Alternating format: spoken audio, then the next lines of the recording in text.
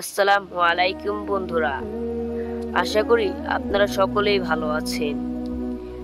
বন্ধুরা, আজকের এই ভিডিওতে আমরা বলবো যে এক ব্যক্তি একজন ফকিরকে অবহেলা করার ফলে যেভাবে ধনী থেকে ফকির হয়েছিলেন সেই সম্পর্কে একটি বিস্ময়কর ঘটনা, যা শুনে আপনি বিস্মিত হয়ে যাবেন। এটি একবারে শেষ পর্যন্ত দেখবেন।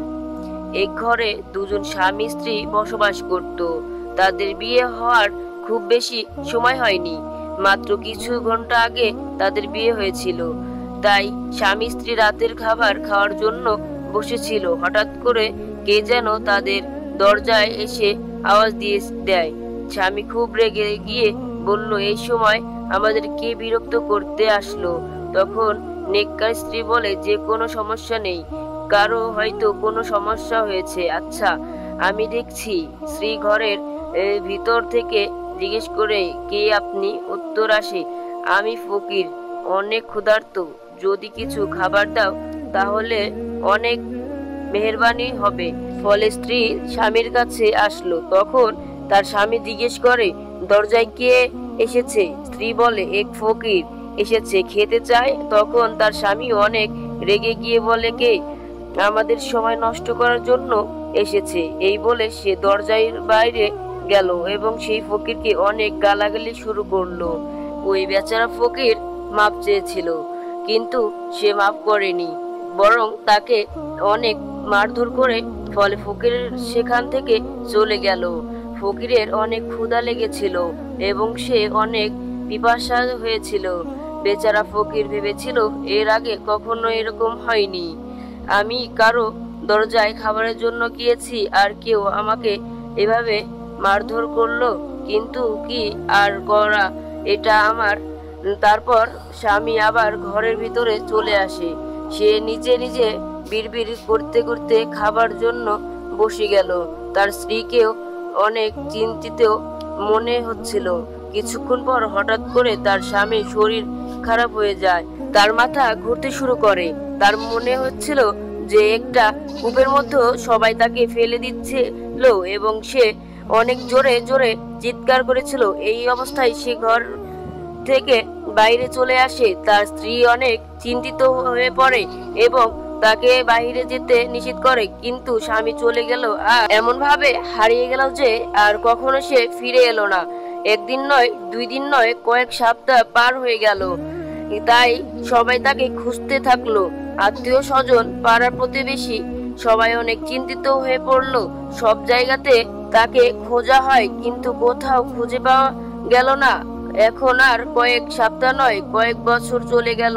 তার স্ত্রী তার জন্য অপেক্ষা করতেই থাকলো।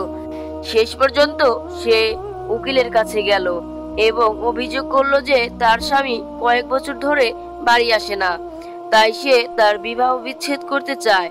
পরে উকিল তাদের বিবাহ বিচ্ছেদ করে দেয়। কিছুদিন পরে এই নেকস্রোত মহিলা এক নেককার পুরুষের সঙ্গে বিয়ে হয়ে যায়। বিয়ের 4 দিন পার হতে না হতেই ঠিক এই ঘটনা ফিরে এলো, যা কয়েক বছর আগে এসেছিল। স্ত্রী দরখাস্তখানায় খাবার দিচ্ছিল আর তার স্বামী খাবার খাওয়ার জন্য বসিয়েছিল। যখন এক লোকমা খাবার মুখে দেওয়ার জন্য তুলেছিল, তখনই দরজার ওপর থেকে আওয়াজের শব্দ আসে। স্বামী তখন বলে, কে যে এই সময় আমাদের দরজায় এসেছে? আচ্ছা, আমি দেখেছি।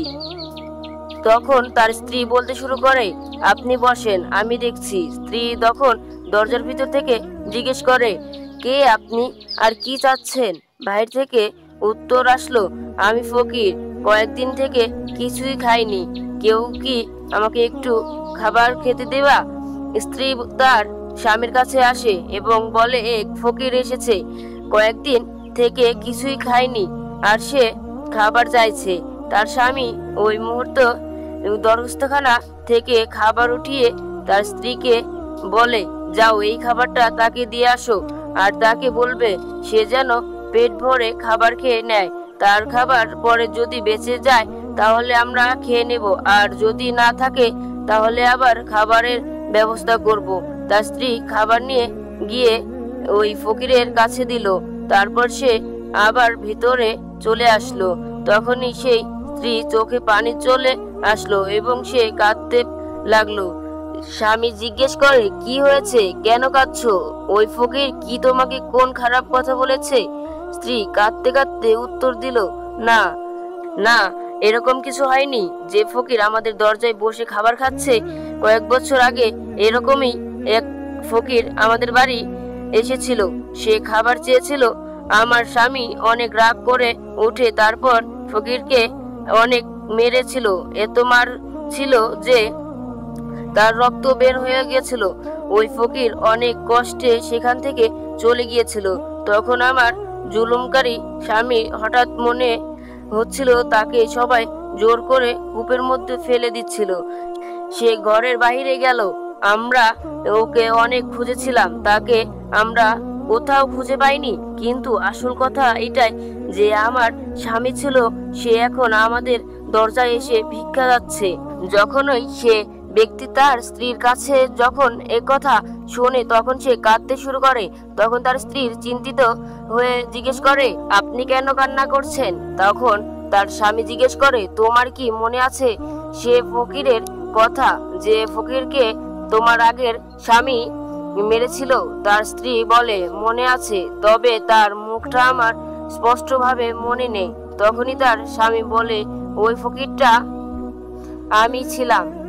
যেদিন সে আমাকে মেরেছিল, ওই দিন যা আমার সঙ্গে সে করেছিল, যে অপমান করেছিল, যেভাবে মেরেছিল, আল্লাহ তাআলা নিজেই তা দেখিয়ে দিয়েছিলেন এবং তা বদলা হিসাবে তাকে সেই জায়গায় নামিয়ে দিয়েছিলেন আর তাকে আমার জায়গায় আর আমাকে তার জায়গায় নিয়ে এসেছেন। আল্লাহ তাআলা আমার ধৈর্য ধারণ করার পুরো ফল দিয়েছেন। আমি মার খেয়েছি, ধৈর্য ধারণ করেছি, হাত উঠাইনি, তার ওপর মুখ দিয়ে উচ্চারণ করিনি। আল্লাহ তাআলা আমার ওপর রহম করেছেন আর আমাকে ফকির থেকে ধনী করে দিয়েছেন।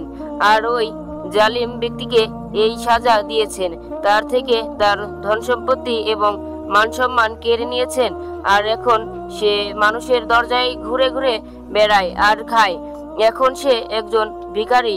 যখন তার স্ত্রী এই সব কথা শুনে তখন সে বলে, আমিও আল্লাহ রব্বুল আলামিনের শুকরিয়া কেন আদায় করব না, যিনি আমার ধৈর্য ধরার কারণে এত সুন্দর দাম্পত্য জীবন দান করেছেন এবং এক জালিশের কাছ থেকে মুক্ত করে এক নেককার মানুষের সাথে বিবাহ দিয়েছেন। প্রিয় ভাই ও বোনেরা, এটা একটি সত্য এবং বিশ্বাসযোগ্য ঘটনা। যারা জুলুম করে তারা ঠিকই একদিন না একদিন তারা এই ফল ভোগ করবে। আর যারা অত্যাচারিত হন তারা যদি ধৈর্য ধারণ করেন তাহলে তার ফলেও তারা পেয়ে যাবেন। বন্ধুরা, চেষ্টা করতে হবে যে আমাদের হাত, মুখ এবং সম্পদ দিয়ে কারো যাতে কোনো কষ্ট না হয়, কেননা শরীরে আছে, আল্লাহ তাআলা সবাইকে মাফ করে দিবেন। কিন্তু যারা ধন সম্পত্তি পাওয়ার পর অহংকার দেখায় তাদের আল্লাহ তাআলা অনেক কঠিন হিসাব নেবেন। আল্লাহ তাআলার কাছ থেকে এই দোয়াই করি, আল্লাহ তাআলা আমাদের তৌফিক দান করেন যেন আমাদের মুখ, কথা, হাত এবং সম্পদের কারণে কোনো খারাপ আর অহংকারের না চলে আসে। মনের অজান্তেই ভুলবশত যদি হাত, মুখ এবং সম্পদের কারণে কোনো খারাপ কিছু হয়ে থাকে তাহলে আল্লাহ রব্বুল আলামিন খাস রহমতে আমাদেরকে মাফ করে দেন। আমিন।